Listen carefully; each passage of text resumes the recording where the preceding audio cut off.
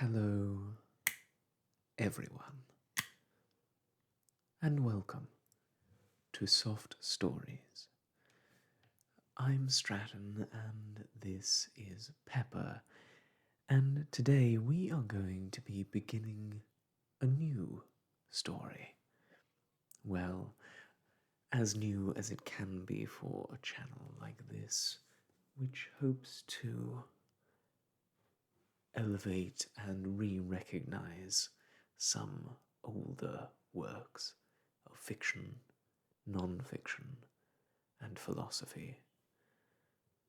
The book that I have here is an Australian children's story, one that I grew up with when I was young, and in fact, I believe this is my copy. Yes, here inside, inscribed in silver ink, is a message for me and my sister from our uncle. So, Lachlan, thank you again for sharing this book with us. This is Snugglepot and Cuddlepie, a book from, I believe, 1940, written and illustrated by May Gibbs. And because the illustrations are such a big part of this book, we're going to change the format just a little bit. Instead of me seeing you all face to face, I think we'll focus more on the text, as we did with some of the earlier works in this series. So give me just a moment to reconfigure, and I will meet you on the front page. And here we are with the book itself. As you may be able to see, this copy has lived a life.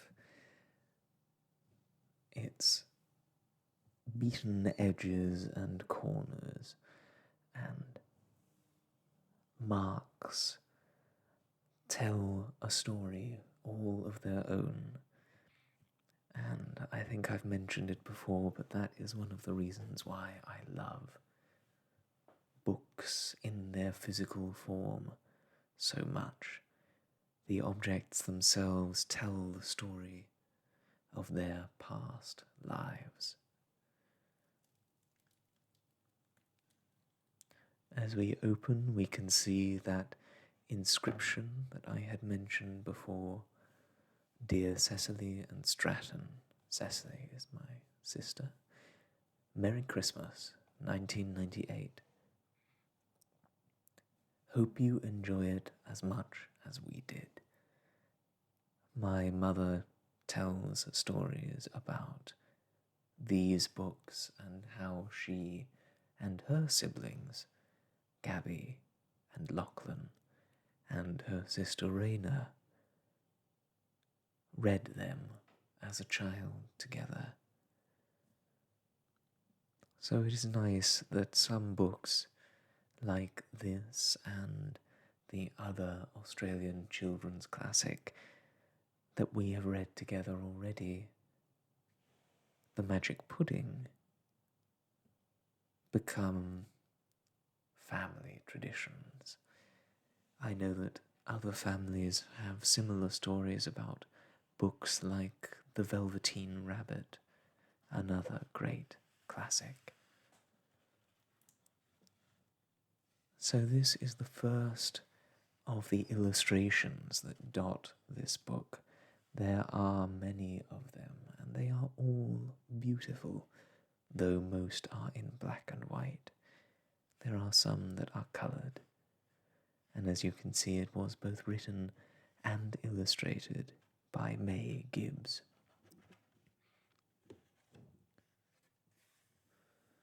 A scene which I am sure will come up later in the tale, but tells us a little bit about the world in which we're living. The animals conducting their orchestra and the little gumnut babies. This is a uniquely Australian tale in the way that it involves native flora and fauna, but we'll get more into that as we go along. I also really like the unique writing style that the little gumnut babies have. It's simultaneously great cursive and terrible handwriting. You can see here, humans, please be kind to all bush creatures and don't pull flowers up by the roots. The contents is bare for a book of so many pages, just 3 stories in here. Snugglepot and Cuddlepie, Little Ragged Blossom, and Little Obelia. I look forward to reading them all with you eventually. But let's begin our first. Snugglepot and Cuddlepie. Here are the adventures of Snugglepot and Cuddlepie. They were foster brothers, and this is how it came about. When Cuddlepie was very small, that is, when he had only been out of the bud a few hours, a great wind arose, and lifting him out of his mother's arms, carried him far across the tops of many trees, and left him in a spider web. This saved his life, but again he nearly lost it, for a short-sighted old bird, mistaking him for a grub, was about to eat him up, when a nut, beholding, shouted, "Bird, bird, mind the snake!" The old bird, very frightened, flew away. Then the kind nut climbed up the spider web, lifted up the little cold weeping baby, and gently carried him home. Now this was the home of Snugglepot, and the kind nut was his father. Here then lived Cuddlepie, side by side with Snugglepot, and they grew strong and fat as you see them in the pictures. One day, a wise old kookaburra came to the neighborhood. All the blossoms and nuts crowded in to hear him speak. He said, "I am old. I have travelled. I have seen humans. Humans are as strong as the wind, swift as the river, fierce as the sun. They can scratch one stick upon another, and lo, there will be a bushfire. Oh, they love the fire. The male human carries it about in his skin, and the smoke comes out of his nostrils. They whistle like the birds. They are cruel as the snake. They have many skins, which they take off many times. When all the skins are off, the human looks like a pale frog."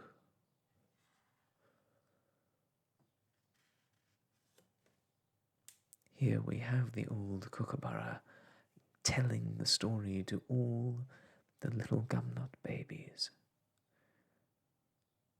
I love the additional details, the little beetles and grubs and ants, which frolic in this world that May Gibbs has created. Now, Snugglepot and Cuddlepie were scared all over to hear of these things, so they went often to listen to the wise kookaburra. "These humans," said Mr. Kookaburra, "are as bad as bad. But there must be bad things in this world, as well as good. It would be very awkward for me if there were no snakes to eat. And Snugglepot and Cuddlepie thought very much about it all. One day, they asked Mr. Bluecap Wren if it were all true. "Quite," said he. "I have some relations living in the Sydney domain, and I know." "I want to see a human," said Snugglepot. "In the distance," said Cuddlepie.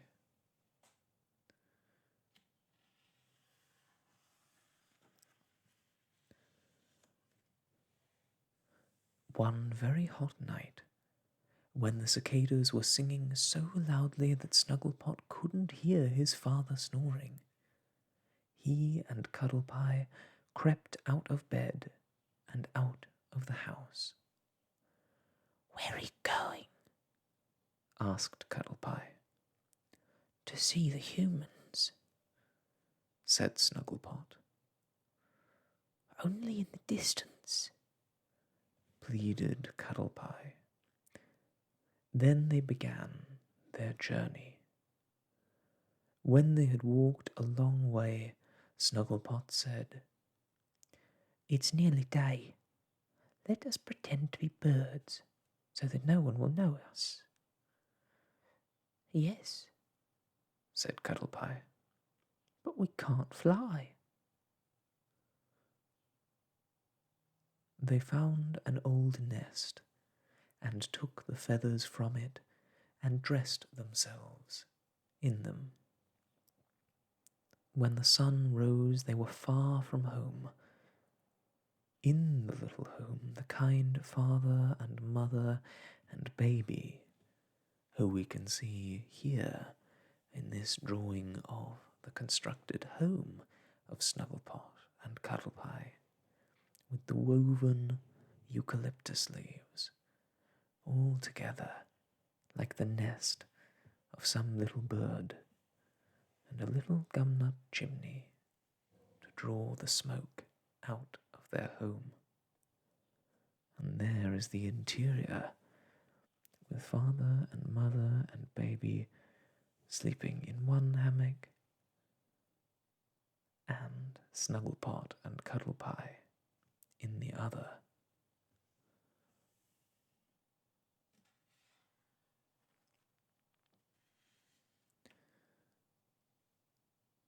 Mother and father and little baby brother had looked out all night long into the darkness, but Snugglepot and Cuddlepie were far away. No one had known them, but all who passed them had said, "What strange birds!" Then Snugglepot had chuckled in his neck, and Cuddlepie had chuckled in his neck, too.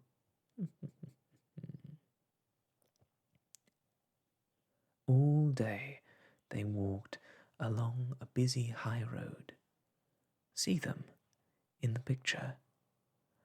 Snugglepot is leaning out of a nut, helping himself to a bun. It is a grass root bun. At last it grew dark, and being very tired, they went to sleep in a hollow tree. Now it so happened that a very greedy owl lived in this tree. When Cuddlepie went to sleep, Snugglepot had covered him with all the feathers to keep him cozy. So when the greedy owl opened his eyes, the first thing he blinked at was Snugglepot's little fair body lying in the moonlight. "Pink mouse, pink mouse. And I am so hungry," muttered the greedy owl. Then he pounced upon Snugglepot and flew with him out into the sky. At the flutter of wings, Cuddlepie awoke. When he saw the terrible thing that was happening, he screamed aloud, "Take me! Take me! I don't want to be left. I would rather be eaten with Snugglepot than live alone without him." But the greedy owl flew on, away, till he was but a speck in the distance. Poor little Cuddlepie tried to run after them, but the tears in his eyes were so big that he could not see which way to go. Now, the greedy owl had a greedy wife, and in his haste to get his pink mouse out of her way, he had not noticed that he was carrying a gumnut baby, and not a pink mouse at all. When he saw his mistake, he was so shocked that he let Snugglepot fall.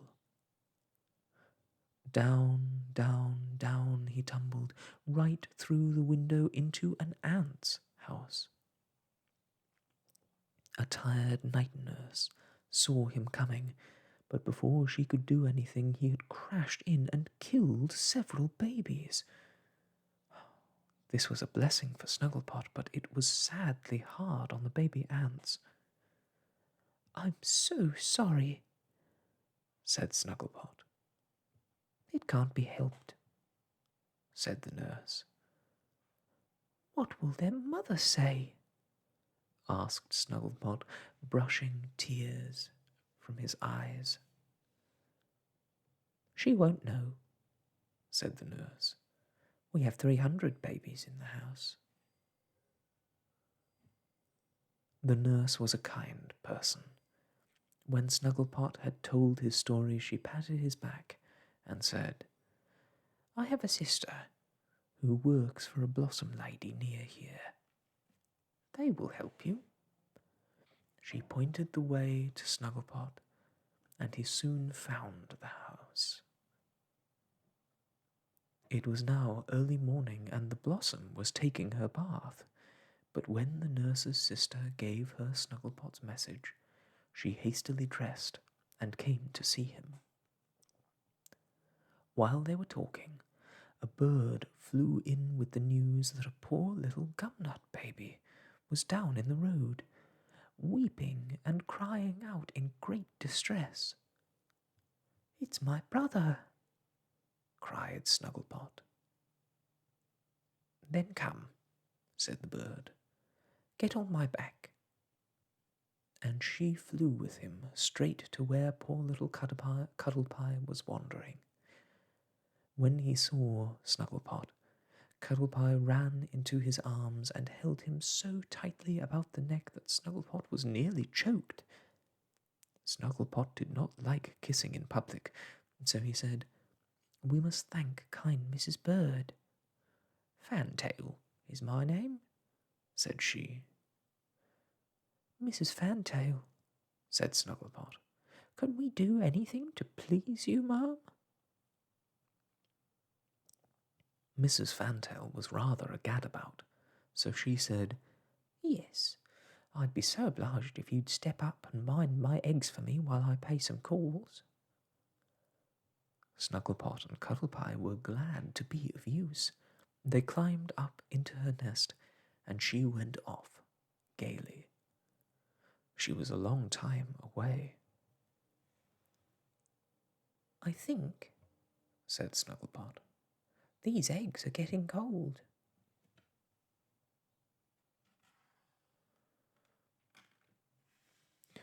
"We'd better sit on them," said Cuddlepie. "Sit light, then," said Snugglepot. "I will," said Cuddlepie. So they both sat on the eggs. The sun was warm, and all the bees around the tea trees were singing a lazy tune. Snugglepot and Cuddlepie had been up all night and were very tired, so they fell asleep and sat hard, and all the eggs were broken. When they woke up, they cried aloud, "Oh, whatever shall we do?" A big lizard looked up from below. "What's the matter?" he asked. When they told him, he only smiled. "Why, I can get you some eggs that will do just as well," said he, and disappeared in a flash. Presently he came back with 2 lovely eggs, all warm, and so they put them in the nest, and the lizard, having nothing to do, said he would ride them along their way.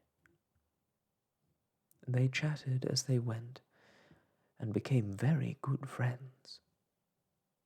By and by they entered a village. There they were surprised to see an editor writing all about them in his newspaper. Gumnut editors generally write backwards because they say it takes longer to read that way, and the people think they are getting more news. Before we move on, we can see Mr. Lizard with Snugglepot and Cuddlepie on his back, and the editor writing the daily bark. There are a number of types of tree, particularly some eucalyptus trees in Australia, where the bark peels away. They're known colloquially as paper bark trees, which makes a lot of sense if you're going to be writing a regular newsletter.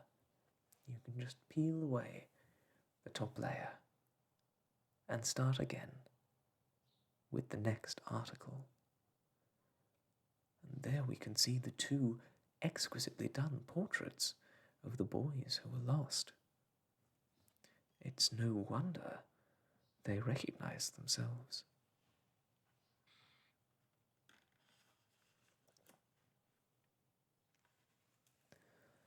"Why, there are our portraits," said Snugglepot. "Oh, Mr. Lizard," they cried, "please ride us away as fast as you can." When Mr. Lizard heard that they were travelling far to see a human, he said that he would like to go with them, and if they liked, he would ride them all the way, for he had taken a great fancy to Snugglepot and Cuddlepie, and they already loved him. So it was agreed. He went back to say goodbye to his wife, promising to return at once. In the meantime, Snugglepot and Cuddlepie bought 2 little second-hand houses from a wayside shop. Gumnuts always carry money in their caps. Here we have the little second-hand store with Mr. Nymph. Many water nymphs or dragonflies or other creatures will construct their houses out of bark and other things cemented by their own saliva. A strong house that camouflages them and protects them from predators. But when they are all grown up, they don't need them anymore, and so it makes good sense that there would be a second-hand market for used houses.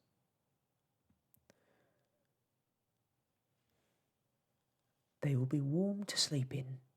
The nights are getting cold," said Snugglepot, "and we can rest till Mr. Lizard comes back." So they settled in, and both went fast asleep.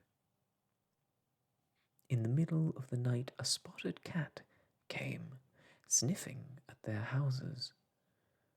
He had a large family to feed and had had no luck that night. "These grubs will be better than nothing," he thought, and was about to seize them in his mouth when a terrible noise arose above them. Scream after scream filled the night. Snugglepot and Cuddlepie sat up, the spotted cat fled, and down the tree slid two large native bears. They were fighting, and as they hit each other, they screamed with rage.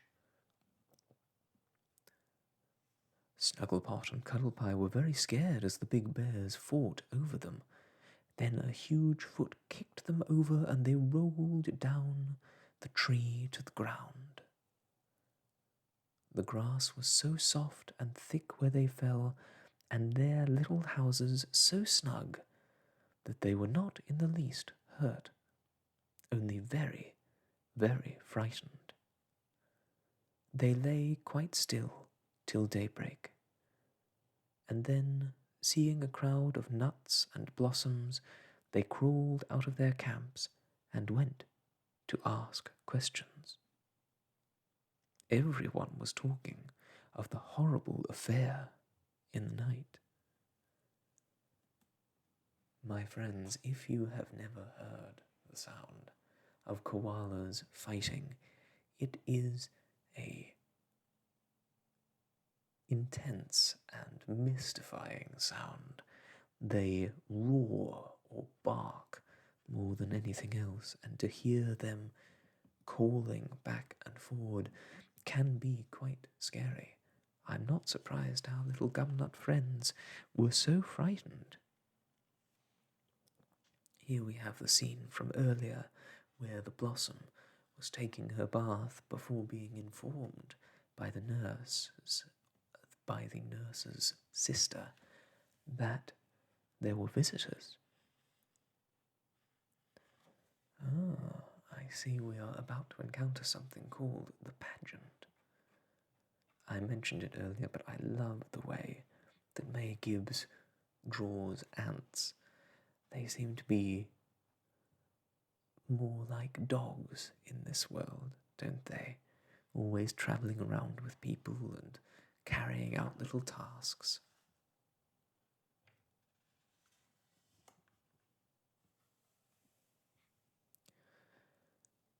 "It's the same nearly every night," said one nut. "We get no sleep at all." "Why not dress up and amuse them?" said Cuddlepie. "People can't be cross when they are laughing."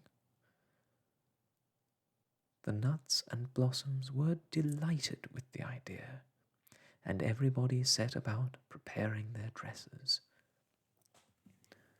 That night, when the moon was up, they danced before the big bears. You can only see one in the picture. The other is higher up. So here we have the pageant where they dance for the amusement of the native koalas, to distract them from their fighting. Mr. and Mrs. Bear were so amused that they laughed all night. Mrs. Kookaburra heard the fuss and came to see what was happening. She, too, laughed all night, and the bush rang with her laughter. When it was all over, Mrs. Kookaburra said she would give a big dinner party in honour of Snugglepot and Cuddlepie. They said they were delighted, but that was a polite fib, for they hated to see snakes and other dead things eaten. Just about this time, Mr. Lizard returned, and hearing what was afoot, he offered to go snake hunting for Mrs. Kookaburra. "I know where there are plenty," he said, and being a most obliging person, he went at once, though he'd just been on a long journey. By and by he came back with quite a big bag of snakes. Mrs. Kookaburra was in raptures, and they all sat down to dinner. Not Mr. Lizard. He went to sleep. After dinner, Snugglepot and Cuddlepie went for a long walk together. On their way back, a snake popped up out of her front door and said, "Aha! Where is your friend, Lizard?" "I beg your pardon?" said Snugglepot. "Who killed my aunt and my mother-in-law and my 3 cousins?" she hissed. "I'm afraid I don't know," answered Snugglepot.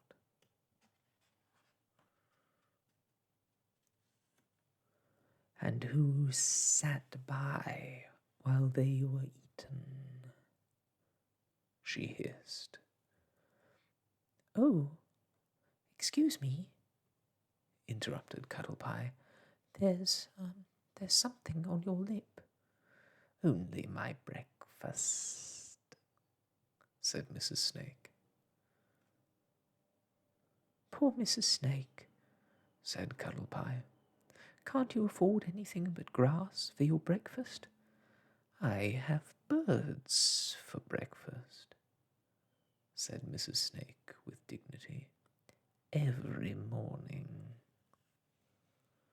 "Oh," said Cuddlepie.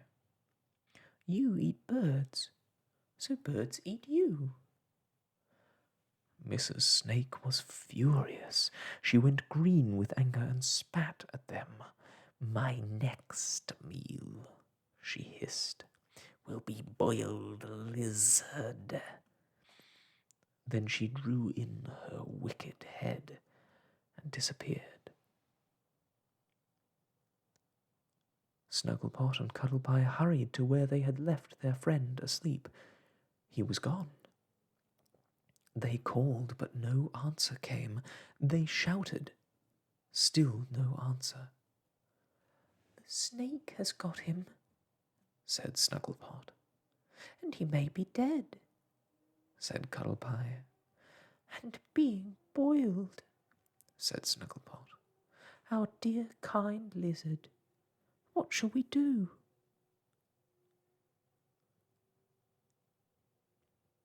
Then a voice nearby called out, "Where there's a creek, there's a croak." "Who's there?" called Snugglepot. The voice again said, "Where there's a creek, there's a croak." "I know what it means," said Cuddlepie. "It means we are to ask the frogs." "There's a creek quite near here," said Snugglepot. Then from out a bank of rushes scrambled a big-eyed frog. "I know the way to Mrs. Snake's house," he said, "and there in her dungeon is where you will find your friend." Without waste of time, they all hurried up the bed of the creek until they came to a deep pool where the frogs were playing their favorite diving game. They jump in, and the one who stays longest underwater wins. A little crowd had gathered to see the fun. As they neared the pool, Mr. Frog called to a friend of his. "Lanky Legs," said he, in a low voice, "these young nuts are in trouble. A friend of theirs is a prisoner in Mrs. Snake's dungeon. Will you help?" "I will," replied Lanky Legs. "Very well," said Mr. Frog. "We'll pretend to be in the game, in case Mrs. Snake is watching. So you take one nut on your back, and I'll take the other. When we get underwater, swim to the side and climb up through the hole that enters the cave. You know."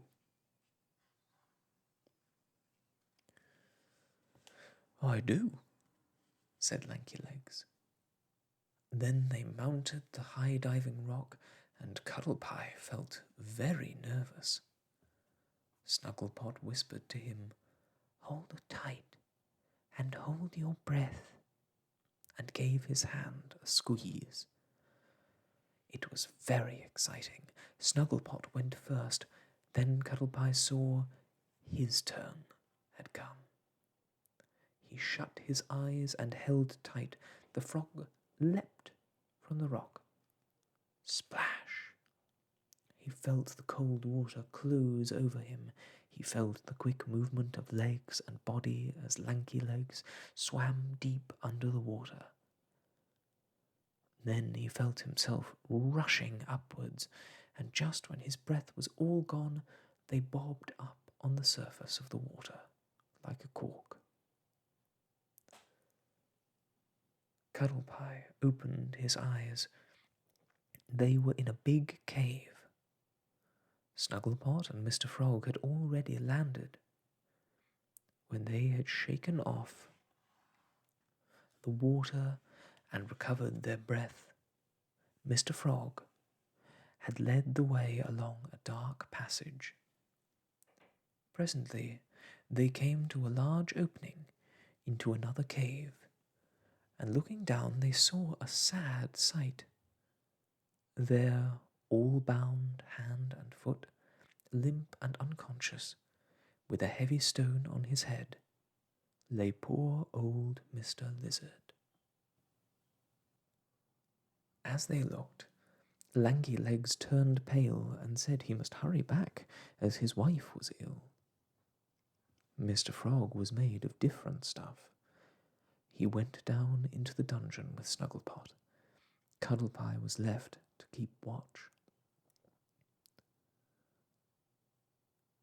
When they had untied poor Mr. Lizard and rolled away the stone, he began to stir and at last opened his eyes. Snugglepot and Cuddlepie were overjoyed to see that he was alive. "Hust," whispered Mr. Frog. They listened. Yes, there was a noise. Some stones rattled in the far darkness of the cave. Mr. Lizard sprang up and, seizing Snugglepot, placed him on his back and dashed up and out of the cave, catching up Cuddlepie as he went. He was very much alive now. "I know the way," he said. "Hold on to me." "Oh, but where is Mr. Frog?" cried Snugglepot and Cuddlepie together. "What will happen to him?" Mr. Lizard stopped at once. Then they heard a faint voice calling from the distance. "Go on. I'm quite safe." So they went on. But alas, brave Mr. Frog! He had purposely stayed behind, hopping from place to place to entice Mrs. Snake to follow him instead of them. And even as he called, "I'm quite safe," the great snake caught him by his hind legs and swallowed him up.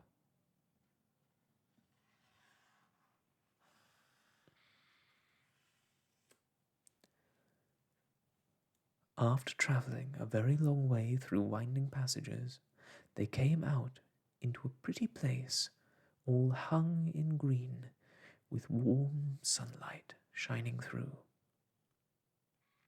Mr. Lizard sniffed and looked about. "Why," said he, "I believe we are in the hat shop." They peeped through a leaf curtain, and it certainly did look like a hat shop, with lots of people buying hats.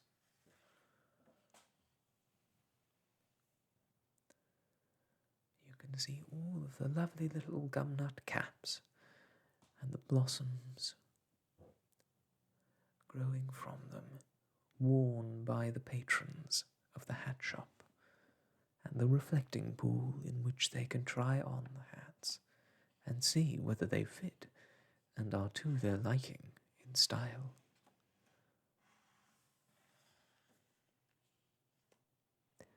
Snugglepot and Cuddlepie were charmed.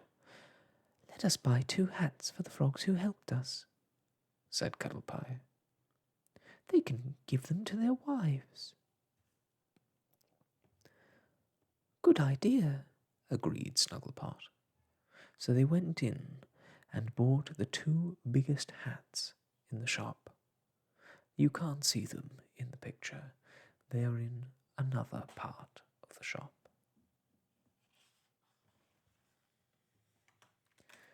When they came out onto the street, Snugglepot said, "What a large town."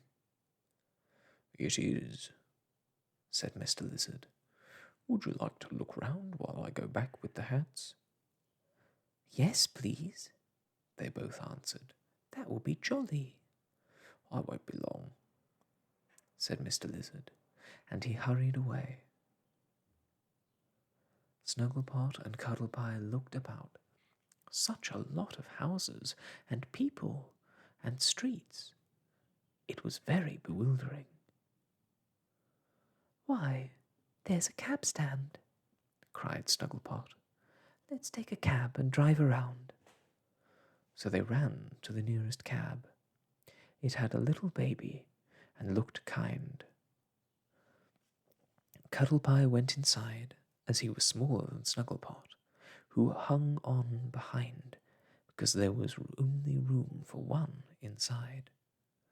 The baby stayed behind with the other cabs, who promised to take care of it.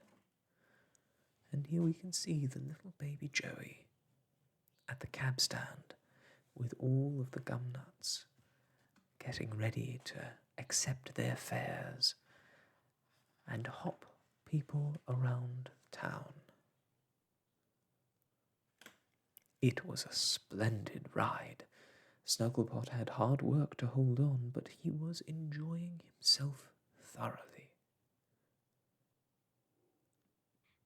"Are there any humans near here?" he asked the cabby when they stopped for a rest. "Why, yes," said the driver, pointing with his whip. "There's tons of them over there." "Could you drive us there?" asked Snugglepot. The cabman shook his head. "Not safe," he replied. "They'd kill you or shut you up till you die." Snugglepot looked at Cuddlepie. "We must see one," he said, "after coming all this way." "Yes, but only in the distance," answered Cuddlepie.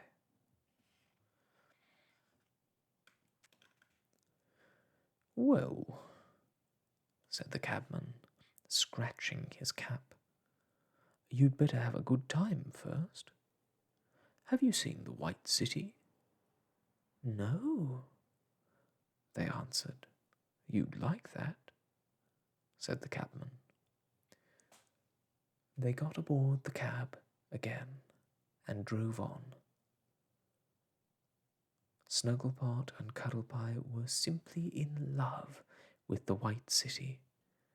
They had honey sticks and dew drinks at the refreshment stall, which you can see here is a lovely flat beetle that I suppose can move from place to place with its little seed pod refreshment drinks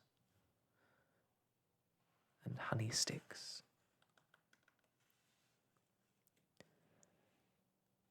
They went on the switchback over and over again. They saw the lucky devil dance and everything there was to see, till at last the cab grew tired of waiting and said it must get back to its baby. Bush cabmen always consider their cabs and never make them hurry if they are tired, or stand up if they want to go to sleep. When Snugglepot and Cuddlepie came out, the cab was gone. "Perhaps he's got another job," said Snugglepot. "Let's walk a little way. We might meet him." As they were sauntering along, they noticed a crowd of nuts and blossoms in the distance. "Let's go and see," said Cuddlepie. So they went. In the middle of a large railed-off space, up on a wonderful steed, sat a dark, red-skinned nut. He held a long stick in his hand. He sat very straight and looked very proud. A man was wearing a long coat and was walking about shouting, "Who will fight the champion of the red gumnuts? Come on, come on, who will fight him?" "Me!" shouted Snugglepot. "No, no," said Cuddlepie. "You mustn't. Please, Snugglepot." "Yes, I will," said Snugglepot, as he climbed through the fence, and all the crowd shouted and clapped their hands. A large, handsome beetle steed was brought out, and a long stick handed to Snugglepot. Each stick had a pad of spiderweb on the end, so that the fighters cannot hurt each other. Snugglepot mounted his steed, and the fight began. This was the first time Snugglepot had played this game. He had not even seen it. So Cuddlepie was very anxious. At first, Snugglepot made many mistakes, and the man in the long coat had to keep shouting, "Begin again," for there were some things not allowed in the game, such as putting the stick in the other man's eye. The game was quite simple. The man who pushed the other man off onto the ground won the game. The red nut laughed at Snugglepot, and this made him angry. So he made a great push with his stick, and off went the red nut's cap. The crowd grew very excited and made a great noise, for no one yet had been able to beat the red gumnut. Snugglepot said to himself, "I want to beat him, and I will." Then he found to his joy that he was getting on splendidly. His beetle liked him and was helping him. When Snugglepot pushed against the red nut, the beetle rose on his 6 legs and pushed too. When the red nut pushed his stick upon Snugglepot, the clever beetle backed and backed, and all the time Red Nut's handsome beetle was standing quite still. Snugglepot thought this wasn't fair to the red nut, so he said to his own beetle, "Go up close and stand firm." The beetle went up close and stood firm.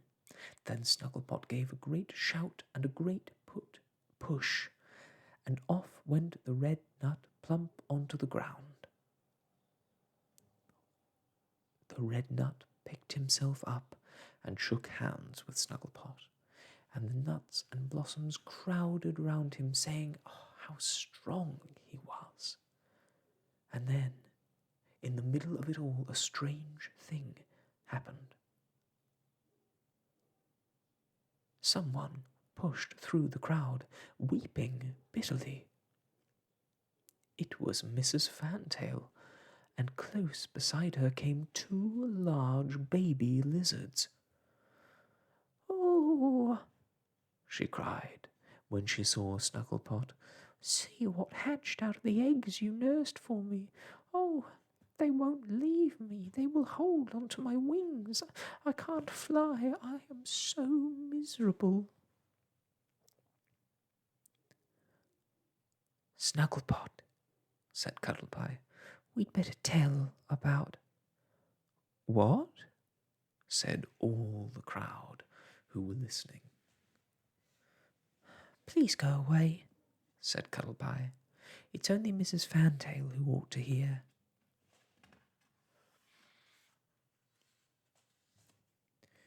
In the bush, everyone is polite when they are asked to be.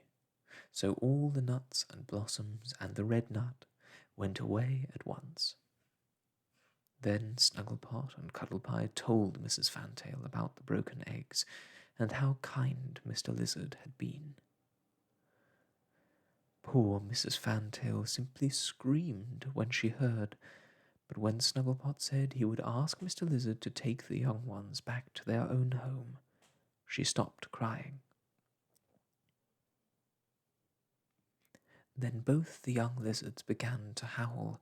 They said they didn't want to go. They wanted to stay with their little mother. This was awkward. Snugglepot and Cuddlepie got redder and redder. They felt so ashamed of all the trouble they had brought to poor Mrs. Fantail. "I'll tell you what," said Snugglepot. "You stay here, please, Mrs. Fantail, and we'll go and find Mr. Lizard." And he and Cuddlepie ran off, feeling very glad to be away by themselves, where they could talk about it all. And that, I think, my friends, is where we will leave the story for now. There is more to the tale of Snugglepot and Cuddlepie before we are introduced to the other two main characters who take up the other two portions of this book. Thank you so much for joining me today for this reading of Snugglepot and Cuddlepie.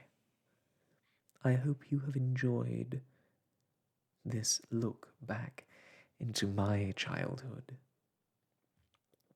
and into Australian fauna and flora and a real fairy story, which many people unfortunately don't know. Thank you again for joining me today on Soft Stories. And until next we meet, I wish you all the best and goodbye.